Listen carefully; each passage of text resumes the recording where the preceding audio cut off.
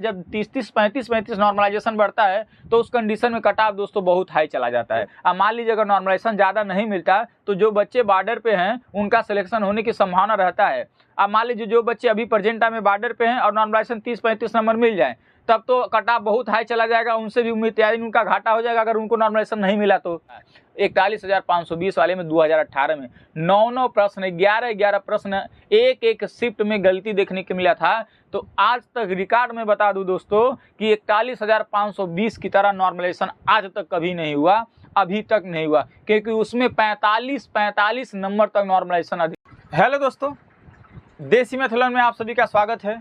दोस्तों आज हम बात करेंगे यूपी पुलिस कांस्टेबल भर्ती 2026 दोस्तों नॉर्मलाइजेशन पे बात करेंगे कि नॉर्मलाइजेशन की थोड़ी सी हम आपको थोड़ी सी प्रक्रिया समझा देते हैं। नॉर्मलाइजेशन एक ऐसा खेल होता है दोस्तों कि जहाँ पे बहुत सारे ऐसे छात्र जिनका उम्मीद ही खत्म हो जाता है वहाँ नॉर्मलाइजेशन उनका सिलेक्शन दिला देता है, ऐसा होता है। और यहाँ पे दोस्तों ये भी बात कर दे, नॉर्मलाइजेशन एक ऐसी ही प्रक्रिया होती है जहाँ सिलेक्शन होने की भरपूर संभावना भी होती है, तो वहाँ पे बच्चों का सिलेक्शन कहीं न कहीं रुक जाता है। दोस्तों आज हम उसी नॉर्मलाइजेशन पे बात करेंगे और साथ में ये भी दोस्तों बात करेंगे कि कितना अधिकतम नॉर्मलाइजेशन देखने के लिए मिलेगा आप लोगों को, इस पर भी बात करेंगे। और साथ में इस पर भी बात करेंगे किस शिफ्ट को सबसे ज़्यादा नॉर्मलाइजेशन मिलेगा, किस शिफ्ट को नुकसान देखने के लिए मिल सकता है इस नॉर्मलाइजेशन में। और साथ में भी दोस्तों बात करेंगे क्या अगर गलत प्रश्न जो होते हैं, गलत प्रश्न की एग्जाम्पल का मतलब ये आपको बता दें दोस्तों, जैसे आपका एग्जाम हुआ तो कई ऐसे सारे प्रश्न देखने के लिए मिलते हैं जो त्रुटि पाए जाते हैं,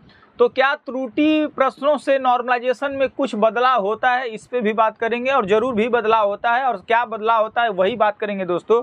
और साथ में ये भी बात करेंगे कि किस शिफ्ट को कितने नंबर मिलने चाहिए और कितना मिलेगा अधिकतम नंबर या न्यूनतम नंबर भी कितना मिलेगा, साथ में इस पर भी बात करेंगे।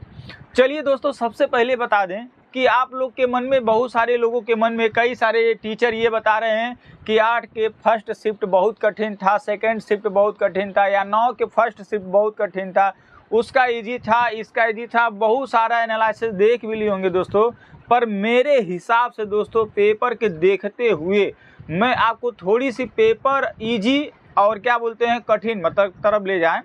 यानी सबसे पहले दोस्तों बात करें ना, मेरे हिसाब से पेपर का लेवल क्या रहा है, तो अगर देखें दोस्तों पेपर का लेवल ना बस काफ़ी 19 और 20 का ही फर्क रहा होगा हर एक शिफ्टों के अनुसार। अब 19-20 फर्क देखते हुए आप ये मत सोचिएगा नहीं ऐसा बहुत ज़्यादा, मतलब एक होता है लेवल होता है, जिस लेवल के अनुसार बात किया जाए दोस्तों तो ज़्यादा अंतर देखने के लिए नहीं मिला।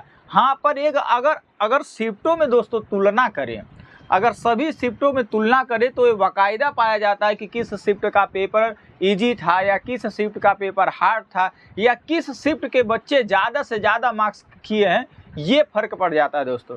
तो मेरे हिसाब से दोस्तों सबसे पहले आपको बता दें 8 वालों को, जो 8 तारीख का जिनका एग्ज़ाम हुआ था, अब 8 तारीख को मैं कठिन और इजी या सरल और किसी भी चीज़ को लेकर तुलना नहीं करूँगा। हाँ बस इतना कहना चाहता हूँ जितना भी नॉर्मलाइजेशन मिलेगा सबसे अधिक से अधिक नॉर्मलाइजेशन मिलने का काम होगा वो 8 तारीख वालों को मिलेगा, ये चीज़ जान लीजिएगा। क्योंकि दोस्तों पेपर उनके सामने पहले बार आता है, पेपर कैसा आएगा कैसा नहीं आएगा उनको कोई भी चीज़ का नॉलेज नहीं रहता है, सामने पेपर आ जाता है वो करने की कोशिश करते हैं, इजी भी प्रश्नों को बहुत ज़्यादा गलत भी कर देते हैं, इसलिए उन लोगों का स्कोर ज़्यादा नहीं बन पाता है और ना ही उनको नॉर्मलाइजेशन में घाटा देखने के मिलता है। इसीलिए दोस्तों उनको नॉर्मलाइजेशन में किसी भी शिफ्ट का हो, किसी भी शिफ्ट के अगर नॉर्मलाइजेशन हो रहा है तो सबसे ज़्यादा फ़ायदा देखने के लिए मिलेगा तो 8 तारीख को पहला वाला। रीज़न क्या दोस्तों आपको बता दिए, और सवाल ये भी है आखिर उनको मिलेगा तो कितना मिलेगा, इस पे भी बात करेंगे। और साथ में दोस्तों इस पे भी बात करेंगे कि अगर 9 तारीख वाला, अब तो रही बात दोस्तों आप लोग को समझ भी गए होंगे कि 8 तारीख वाला का ये पेपर जो हमने बताया ईजी कठिन कहना उचित भी नहीं है। हालांकि अब अगर हम तो बता दिए ना कि जितने शिफ्टों को नॉर्मलाइजेशन मिलेगा जितना भी नंबर सबसे ज़्यादा 8 तारीख को पहले वाले पाएंगे।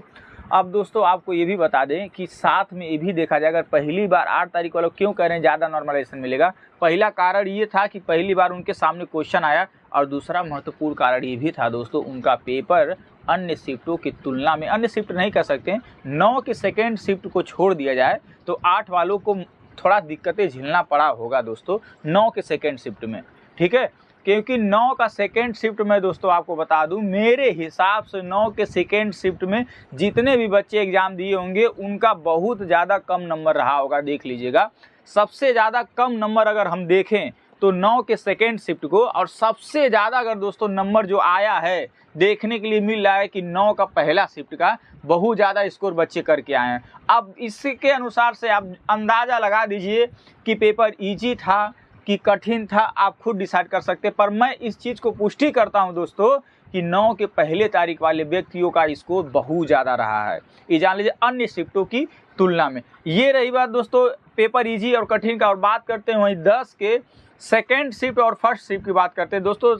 फर्स्ट शिफ्ट ठीक ठाक था, पर 10 के सेकेंड शिफ्ट में दोस्तों अन्य शिफ्टों की तुलना में जीके जीएस बच्चों को बहुत ज़्यादा परेशान किया है, क्योंकि करंट अफेयर्स के भी क्वेश्चन कुछ ज़्यादा हो गए थे और बहुत सारे सिलेबस भी गायब करके एक ही सिलेबस से ज़्यादा प्रश्न दे दिया गया था। अब दोस्तों एक ही सिलेबस से ज़्यादा प्रश्न देना मतलब घाटा क्या होता है बता दो। तो मान लीजिए उस टॉपिक से आपको प्रश्न ना आए तो पूरा क्वेश्चन छूट जाएगा, आ गया तो पूरा कर लेंगे। बाकी अगर हर एक सिलेबस से हर एक टॉपिक से अगर प्रश्न उठाता है तो मान लीजिए एक टॉपिक से नहीं आएगा तो अगला क्वेश्चन आ जाएगा, एक टॉपिक से नहीं आएगा तो अगला क्वेश्चन जरूर आ जाएगा। ये होता है, इससे स्कोर बढ़ जाता है, जैसे 9 के फर्स्ट शिफ्ट में हुआ है।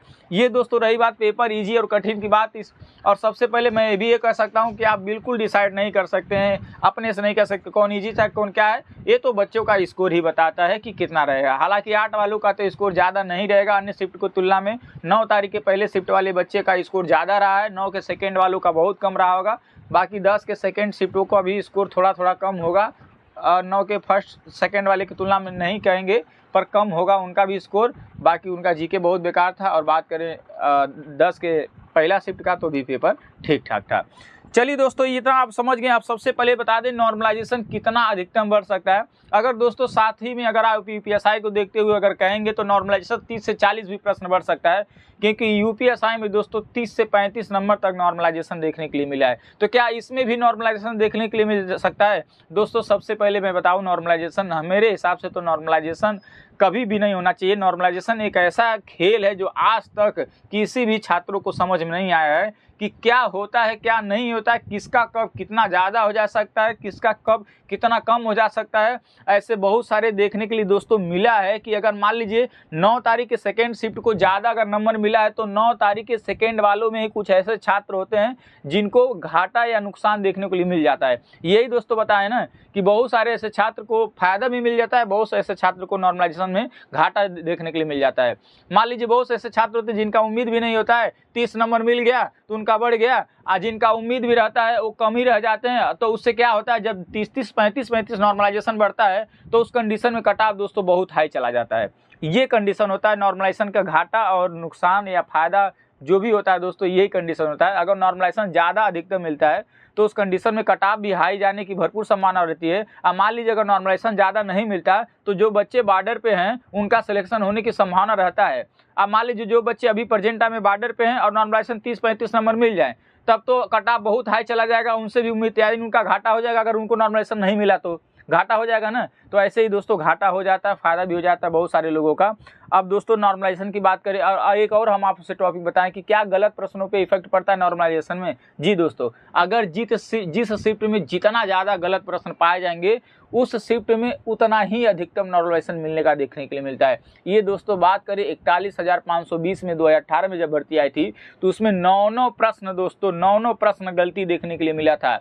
41,520 वाले में 2018 में 9 प्रश्न 11 प्रश्न एक शिफ्ट में गलती देखने को मिला था। तो आज तक रिकॉर्ड में बता दूं दोस्तों कि 41,520 की तरह नॉर्मलाइजेशन आज तक कभी नहीं हुआ, अभी तक नहीं हुआ, क्योंकि उसमें 45 नंबर तक नॉर्मलाइजेशन अधिकतम मिले थे। हालांकि ऐसा अभी तक नहीं हुआ है, ये हम आपको बता देते हैं। यानी गलत प्रश्नों का भी प्रभाव पड़ता है नॉर्मलाइजेशन में। अगर जितना ज़्यादा नंबर नॉर्मलाइजेशन में गलत पाए जाते हैं उतना अधिकतम नॉर्मलाइजेशन वहाँ शिफ्ट में मिलता है। मान लीजिए अगर देखा जाए कि 8 तारीख वाले में एक भी शिफ्ट 8 तारीख वाले अगर एग्जाम्पल दे दोस्तों कि 8 तारीख वालों को अगर 10 नंबर नॉर्मलाइजेशन मिलता है 9 तारीख एग्जाम्पल दे रहे हैं, 9 तारीख वालों को 5 नंबर नॉर्मलाइजेशन मिलता है।